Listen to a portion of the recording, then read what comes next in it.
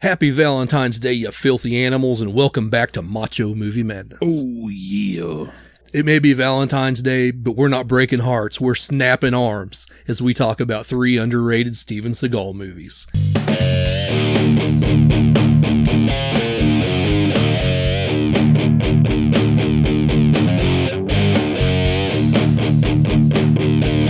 All right, you heard him, folks. We are talking Steven Seagal movies today. 3 of them to be exact. By popular demand. Underrated Steven Seagal, I think. We'd put out a Hard to Kill video, and there's some comments down there that you guys wanted us to talk, like Fire Down Below and some other things. So we're like, man, let's just do some underrated Seagal. Okay, yeah, and we're doing it. And so I've seen Under Siege 2, obviously, before, and you watched it again. And I think I watched Fire Down Below a long time ago because a lot of it was very familiar, but I didn't remember a lot of it at the same time. So I rewatched it. Glimmer Man I had never seen until now.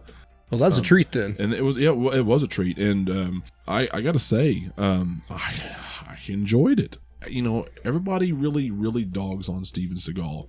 And I know past 95 or so, his movies start to slip. Yeah. And they do a little bit. It's really not until his like direct to DVD stuff, like I think late 90s, early 2000s and beyond, when that really, really got bad. Yeah. You know, he started to gain the weight.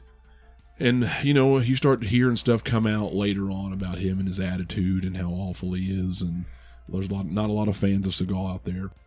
It's fun to make fun of Steven Seagal now. And, I mean, I'm not going to lie, I'll laugh at it. Vladimir Putin.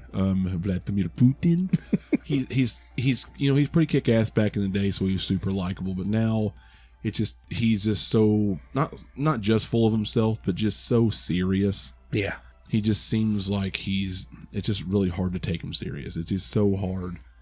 He just comes off as a huge dick. And some of these stories you hear coming out of these movies, it kind of... He kind of seems dickish. Yeah. And creepyish. I don't know. I've always liked Seagal. I still like Seagal. I mean, not to say that he's not, you know, a weird fat guy that's lazy now and that he's not a creep, but I still obviously don't take him seriously if he was in a movie now, but yeah, I enjoy his old stuff. I do. And I still do. And whether you like Hapkido or Aikido or not, or whatever you think about it, it looks cool in movies. Yeah, and, it does. And I enjoy that. But enough about that. Let's get into these movies. We got Fire Down Below, we got Glimmer Man, and we got Under Siege 2. And there's a lot of people that shit on Under Siege 2. Not this guy. I won't do it. Yeah. It's the budget was lacking in certain areas. And, you know, some of the effects and the CGI was a little wonky and goofy. Especially toward the end. Especially towards the end. It was 1995 after all. Yeah, the end was rough with the satellite and all that shit and missile. But everything else was pretty top notch. Glimmer Man, with, you know, there was a couple scenes, you know, hanging off the side of the building, and the obvious green screen shot was rough. And I think they had another one of those on a cliff and Fire Down Below. But everything else was good. Yeah. Like effects wise and stunt wise. So, do you want to go over the stories of these real quick? We'll just do them as we go, I guess. Okay. Yeah, let's just do them chronologically. Yeah. In Under Siege 2, he's taking his niece from Denver to L.A. Her father's just died, so she doesn't want to take a plane, so they go on a train. So you got this character, Travis Dane, and he's kind of disappeared. And he's made this satellite that does like particle laser stuff. Mm-hmm. And it's funny, at one point, a girl turns over on the beach and they zoom in really close. That's a great shot. Yeah. Just to show what this thing can do. And he's gonna sell this thing off to the highest bidder, basically. And, you know, he's doing these terrorist acts with it, but not with Steven Seagal on the Train by God. No, hell no, man. Yeah. Hell no.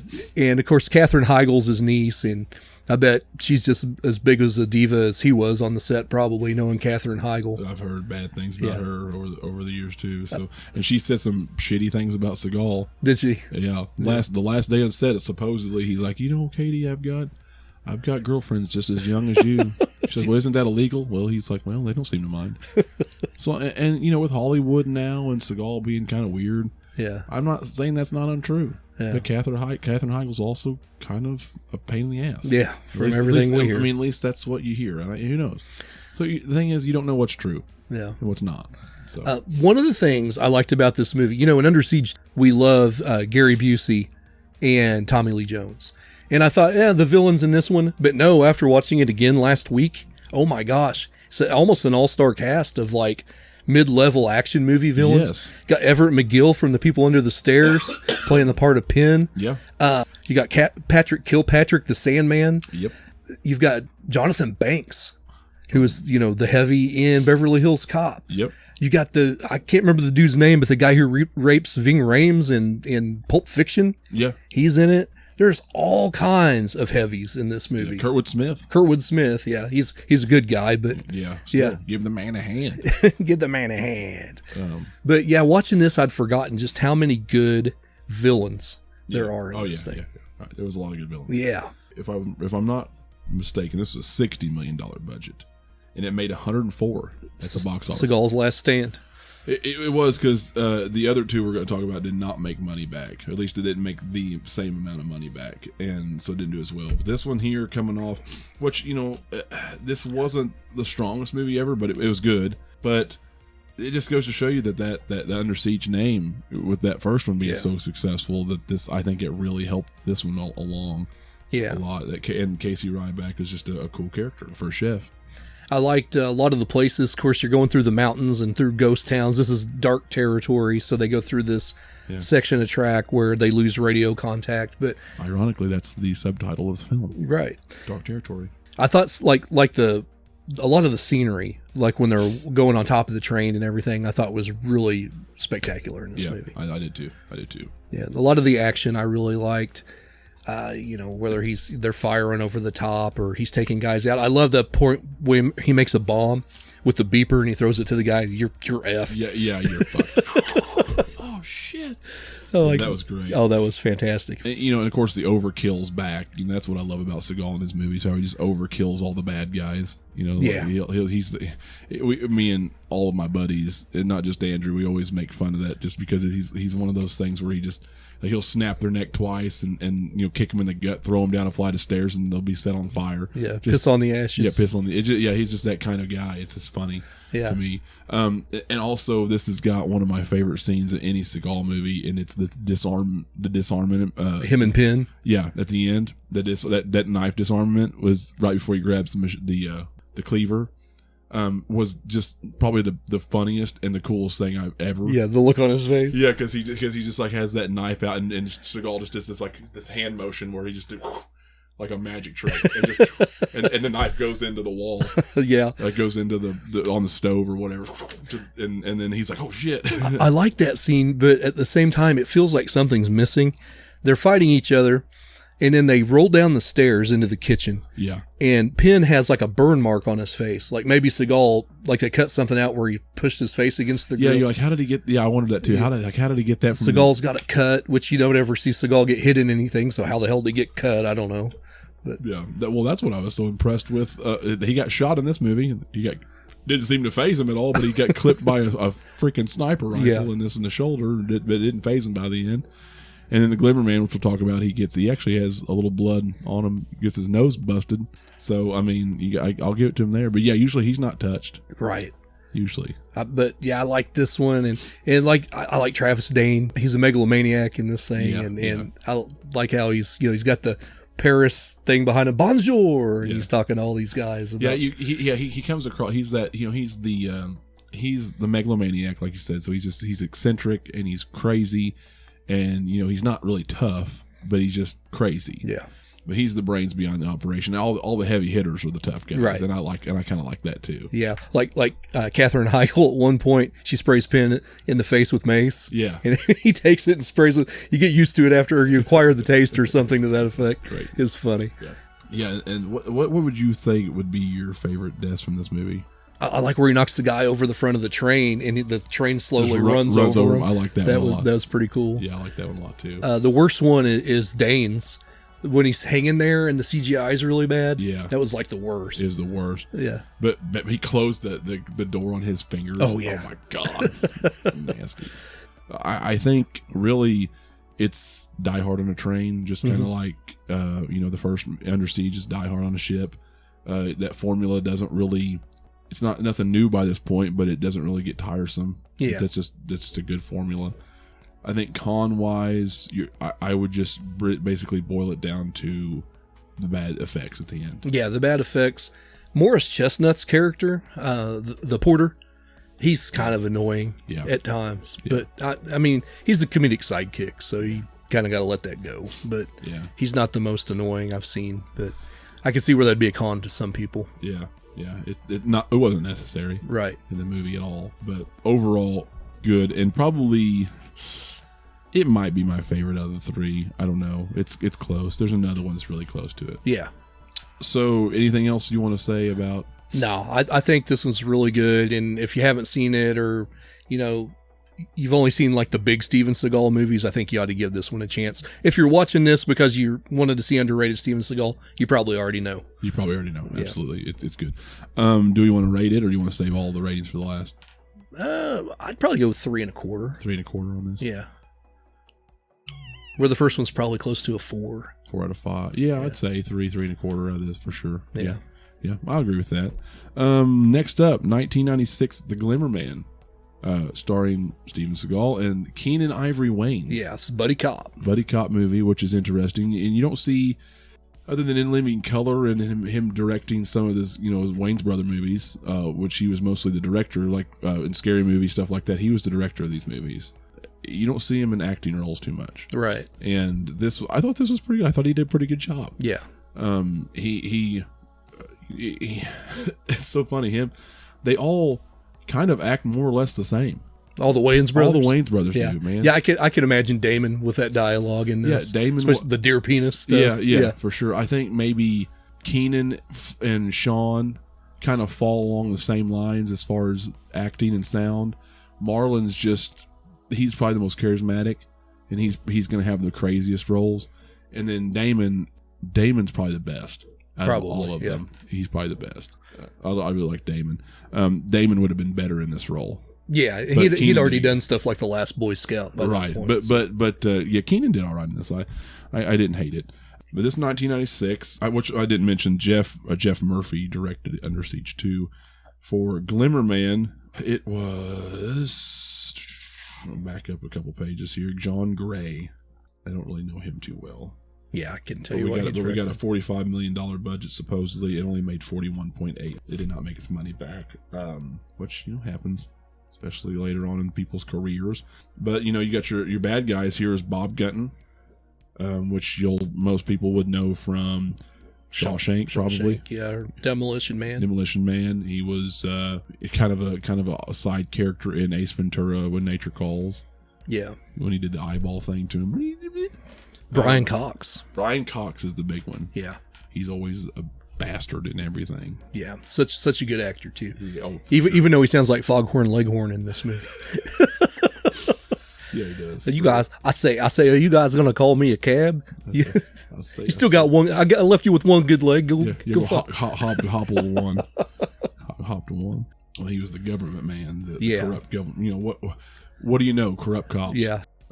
John M. Jackson. He's one of those guys that looks familiar, but you don't. He was the heavy, right? He was the heavy. Yeah. So basically, the plot of Glimmer Man. You got Jack Cole, which is Seagal's character in this movie, and he's I guess basically CIA, or was former CIA operative, and they called him the Glimmer Man because he'd sneak up on you in the jungle. And I mean, you'd see a shine, like a flash of light, and then you'd be dead. Yep. And that's basically, he moves so quickly. Not anymore. Yeah. So I guess he had a lot of jobs and disappeared and turned up later, converted to Buddhism. New York City cop, but he does practice Buddhism. Yeah, he's Buddhism, which is, so Seagal. But he's just being a weird detective on the police force, and he's doesn't believe in violence. And he's wearing his necklace and just dresses in his goofy ass garb like he kind of still does. He's been partnered up with Keenan Ivory, his character. Was it Jim Campbell? Jim Campbell, I believe. Yeah.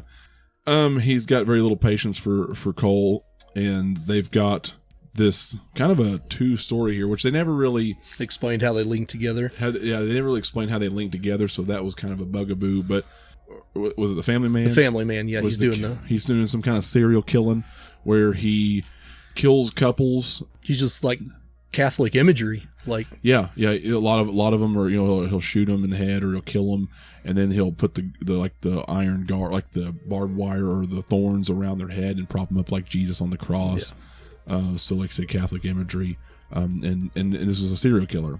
And they never really did they ever really explain why Gunton came after Cole? Because at the beginning of the movie, Cole saved his son. He was kind of going crazy in his private school, had a gun, and he shoved him out the window, took a dive with him, and saved his son from killing anybody else or himself. Yeah.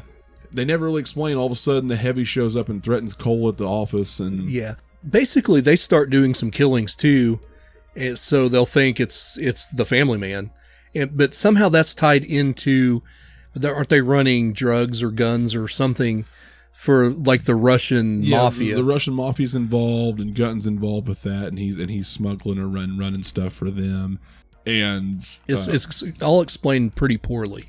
Because we're having a hard time wrapping our heads around it now. Yeah, that's one bugaboo about the movie, because you just don't know why necessarily of anything.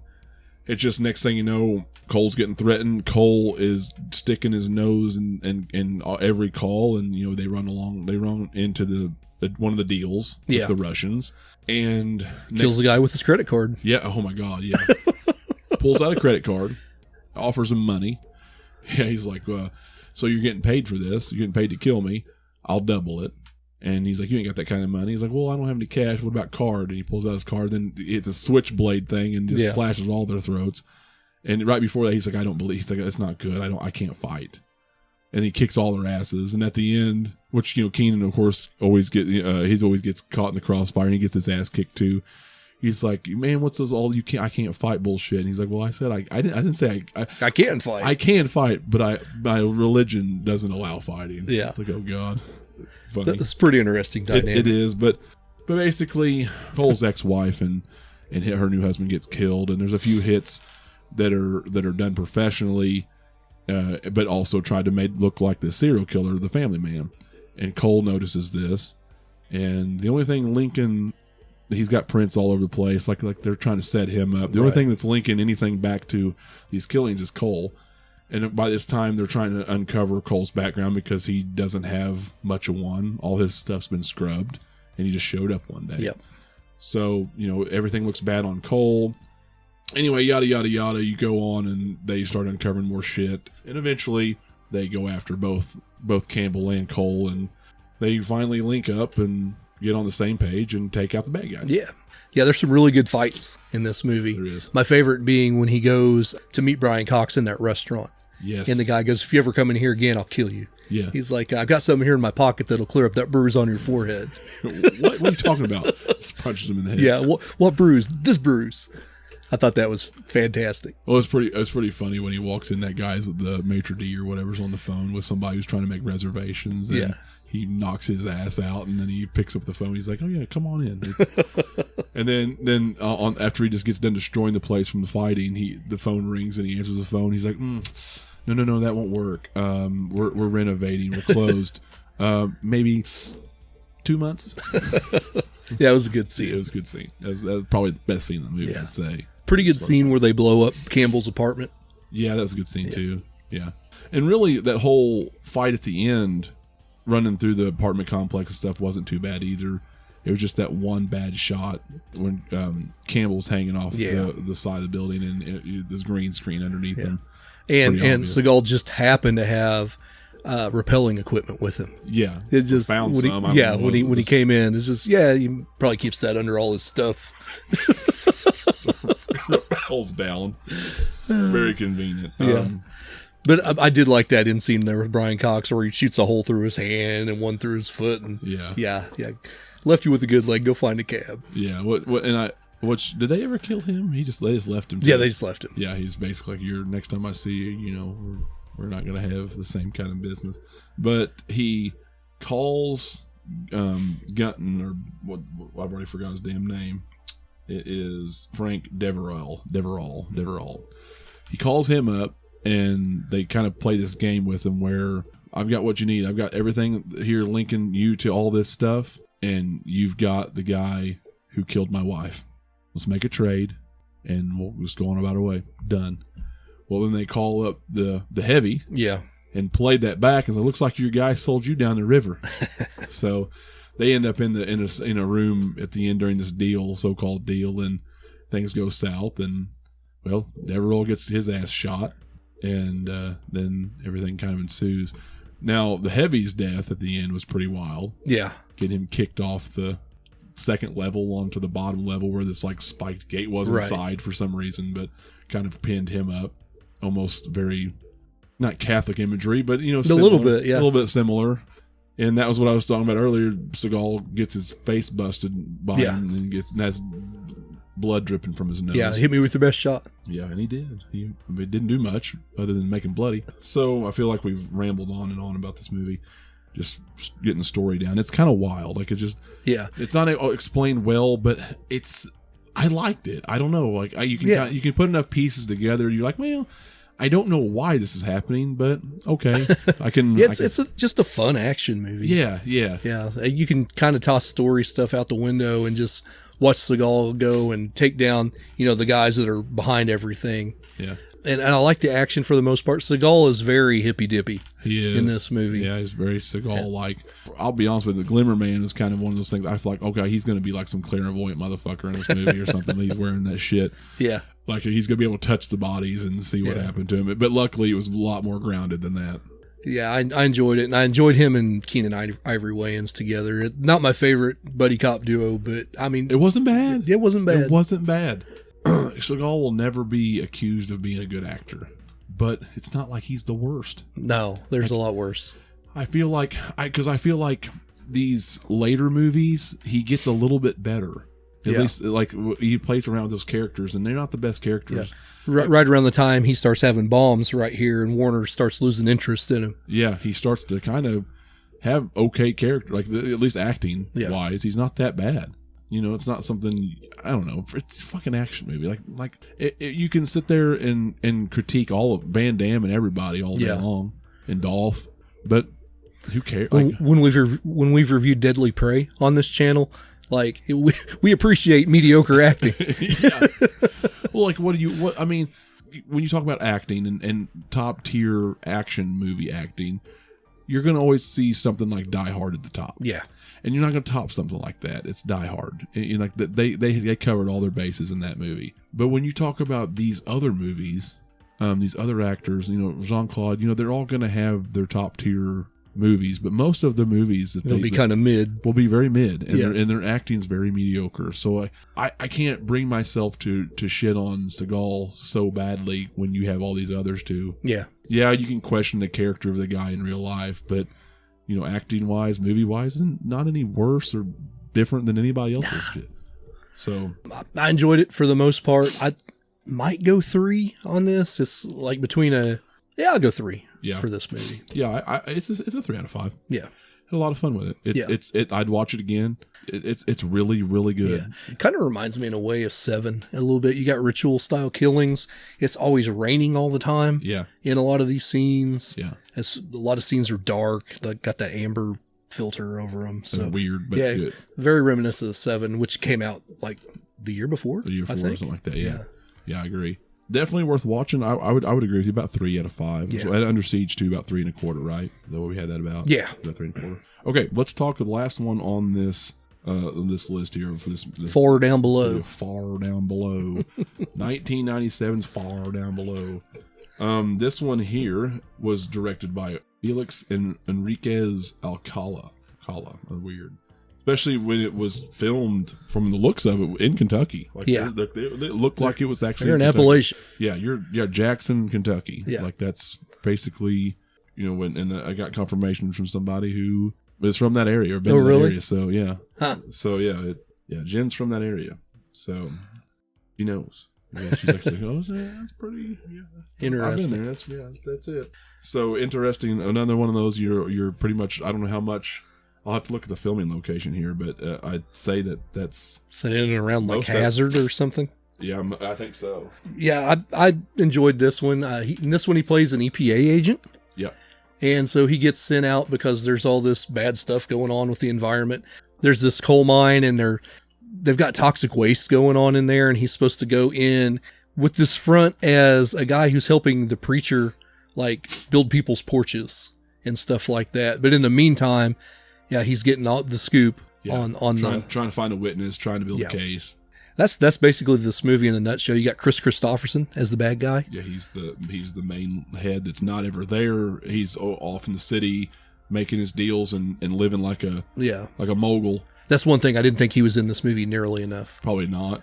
Yeah. He had his son, his dippy shit son, and all of the muscle. Just take care of it. Yeah, just take care of it. I don't have time for this shit.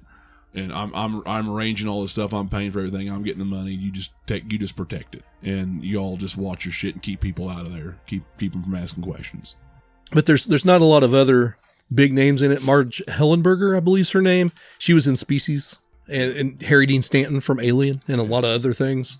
He's kind of New York. Kind of a simpleton in this one. Yeah, seems that way. Stephen Lang, Lang was in this, and the incestuous brother. Yeah, weird. Mark Colley from The Punisher and a couple other things. Yeah, he tried to be a heavy in this, failed in every way. Yeah, not a bad actor. Marty Stewart.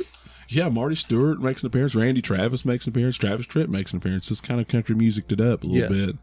I guess because it's from Kentucky.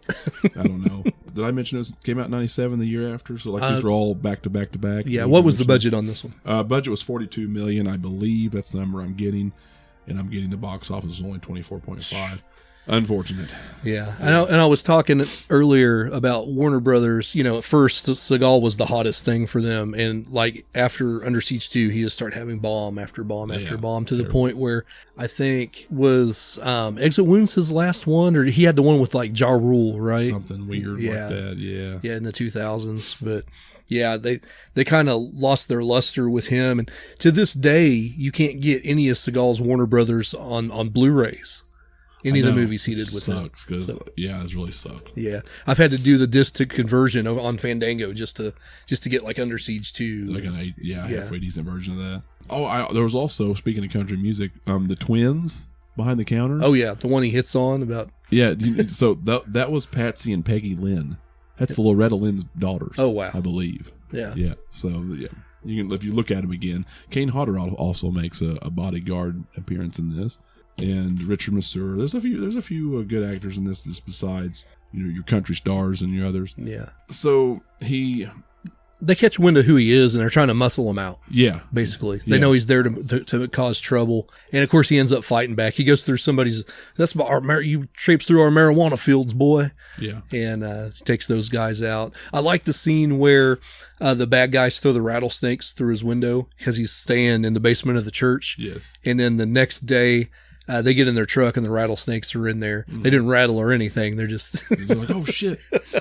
They did at the end. Yeah, they wrecked their car and shit. But but before we get ahead of ourselves, how he gets rid of the rattlesnakes in the church. Yes. He just like grabs. Yeah. Just snatches both of them like like the karate master, and then just tosses them out. Yeah, if you're a snake, you don't mess with Van Damme or Seagal. That's right. Just slap that thing. Beat your snake. Another video for another time. That's right. So whole nother genre. But anyway, yeah, they try to run him out, and it never works. Obviously, he just keeps on it coming because he's 6'4" of just brute force. Yeah, and terrible jackets in this movie. Oh God, terrible jackets. God damn. But he kicks the shit out of the police force. He kicks the shit out of the bad guys, and you have to keep going back to Chris Christopherson. He's like, "Come on, what the hell's going on here?" And anyway, he eventually has to come down and do a face-to-face with him and tries to buy him off, and it just never happens. Anyway, Stephen Lang lures them up to the entrance. They think they're going to cave that mine in. Things are getting too hot, so they're going to cave this mine in. They're going to cave him in with it. Well, that backfires on him because he ends up caving half of them in. Yeah. After they shoot the containers and looks like the innards of a rave glow stick. Yeah. Like the craziest looking toxic waste I've ever seen. At one point, there's a pretty cool, powerful scene, I think, right before all that, though, where they burn the church down. Yeah. Which is kind of the center point for this little town that they kept, the pastor kept it going. And the pastor's the only one for a little bit that knew who he was, what really was, tried to help him out. They're a little too scared to roll over on the bad guys, though, too, because they kept the church going. Yeah. And he thought that by keeping the church going, that people had at least something. But he's like, I realized that if there's no people, because they're all dying off from this toxic waste, what good's the church going to do? Yeah. But anyway, they catch wind of him because he decides he wants to help, and they grab a hold of him, kill him, burn the church down. And you don't ever see him die, but you pretty much assume they shot him and then burned the church down. I think I like this movie better than Glimmer Man. Really? I think so. I think this is going to be a close second to Under Siege 2. Yeah. Really close. Because despite his shitty jackets. They were terrible. I think the setting. At first, I'm like, man, I watched Glimmer Man first, and then I watched this. And I really liked Glimmer Man. Don't get me wrong. I liked it a lot. And I'm like, and when I first seen this, I'm like, oh, this is EPA bullshit. This is going to be preachy. I'm not going to like this. But really, it wasn't too bad. It was just your typical Western movie where where a guy, even though he was a cop, he played the drifter, and he come into this town. It's a Roadhouse type movie. You come in and clean it up, and I always loved that shit. Yeah, I loved that shit, and it was good scenery. It was good setting. Oh, the scene where they come up on the love interest's house. Yes. And you got that the hills the in the background. Oh my gosh, so beautiful. Everything was so good in this movie because it's Kentucky, man. Eastern Kentucky is wild. Like it's cool. Appalachia is a pretty place. Yeah. And it's full of backwoods motherfuckers, but it's a pretty place. It was just a cool, different setting, and it was cool that they filmed it there. And some decent action scenes in this movie. Some really decent action scenes. He kind of goes Clint Eastwood from Pale Rider in the scene where he's got like the poles and he takes the guys out there outside the hardware store. That was a good fight scene, man. That was a good fight. And like the semi, he's got that that'll pick up, and that was a cool chase scene. That might be the best action scene in the movie. Oh, for sure. And he let him off the ravine. That was cool. And then of course at the end, in the casino was awesome. Yeah. With Chris Christopherson, who he's like, I ain't getting. And it's like an ongoing theme in Seagal movies, where he like, I'm gonna put you away in prison, and you're gonna get ass raped by Big Bubba. Yeah, that's pretty much what like that's Steven Seagal's biggest threat. Like, if I don't kill you, I'm gonna send you to prison so you can be loved on by the biggest black dude on the planet. And it's like this ongoing theme in 90s action movies, especially in Seagal movies. Yeah. No. He's like, I'm 60 years old. I'm not doing this. He just suicide by cops, basically. Right. But he was a good bad guy. I mean, you're right. Yeah. He wasn't in it enough. No, not nearly enough. He's a good bad guy. I think that's like biggest cons of the movie is lack of Chris Christopherson, and that's probably it. I didn't think some of the fights in this one were as good as the others that we were talking about. I think that's kind of why this one is my third favorite. Right. I thought actually, because he's beating up groups of people in this, just faceless fodder coming at him. Yeah. In a lot of these, it's never just one-on-one in this. It doesn't seem like. Yeah. No, I still enjoyed it. There's still plenty of other things like that truck chase and everything. Yeah, I think you got overall package story-wise and scenery. It's kind of like what we do for Versus. I think overall package, I like this one better than Glimmer Man, but Glimmer Man's probably got a little bit better fight scenes. Yeah. A couple better fight scenes. But I like that roadhouse-ness of this movie, and that because it's the old Western type deal. But Under Siege is still a diehard formula, and that's going to win. It's always going to win. It's always going to win. Anything else you want to say about Fire Down Below? I don't feel like we talked about it as much as the others, but maybe we did. It's worth a watch. If you like a lot of Steven Seagal movies, definitely don't sleep on this one. No, definitely do not. It's better than On Deadly Ground. Oh, yeah. Yeah, you know, and as far as preachy movies. Yeah, speaking of preachy movies, but it is fucking awesome. And of course, everybody. There's always corrupt cops in this movie. I just knew, like, as soon as I saw Randy Travis, I'm like, oh yeah, that gas station scene's pretty awesome. It is awesome. It's an awesome scene. Like there's a little car chase in there. Randy Travis grabs her, takes her hostage, runs her through the diner of everybody in there, and. There's a lot of cool shit. Gets shot through the wall. Gets shot. Yeah. He just kind of aims forward, shoots him through the wall in the neck. Oh, that's crazy. Yeah. And I did love the scene though too, where he tosses the flare at him. He lights the flare and he shoots the flare or whatever, and he's like, nah, you know what? Tell your boss that I'm coming for him or something like that. And then he's like, no, you know what? I'm gonna tell him myself. And he shoots, and then he like goes to drop the flare, but he shoots the flare out in the air, to prevent the gas from exploding. He's like, stick around. It's gonna be fun, something like that. Something along those lines. This was the movie I read where the budget was so high, and it doesn't look like as much as what the budget was, but it's because they cut out so many action scenes in this thing. So I'd like to see the uncut version because, like I said, it was a Warner Brothers decision, and they didn't think a Seagal movie should be over an hour and a half. No, so maybe not. I don't know, but this was a good movie. Yeah, I really, really enjoyed this movie. And Harry Dean Stanton was great. Like everybody was great in it, really. For real. And you got Steven Seagal playing the guitar because the dude can just do everything apparently, I guess. In 6 different jackets that all look terrible. I got to find a picture and put it up here. The brown Western one was my favorite. Yeah. It looked like the same jacket from On Deadly Ground. A little bit. It's kind of along those lines. Anyway, is there anything else you want to talk about? No, I kind of feel like we should probably throw like Exit Wounds in this as well, because that's a really good movie too. But at some point we got to cut it off. We'll have to do like a part 2 because I haven't seen Mark for Death either, and I need to see that. That's one of those earlier ones. That might be underrated or not, but no, it's just one of his best movies. Yeah, but I have not seen that for whatever reason because I've seen Hard to Kill, I've just all that stuff. Yeah, if you want to see us do on I almost said on Deadly Ground, Mark for Death. Let us know down in the comments, and we'll just do a review or maybe even a why we love after Brandon sees it. Yeah, or if there's multiple Seagal movies that we've missed that you think we should check out, we'll do another 3-part, like another 3-rounder or whatever. Yeah. Definitely like and subscribe. That way you don't miss any content in the future.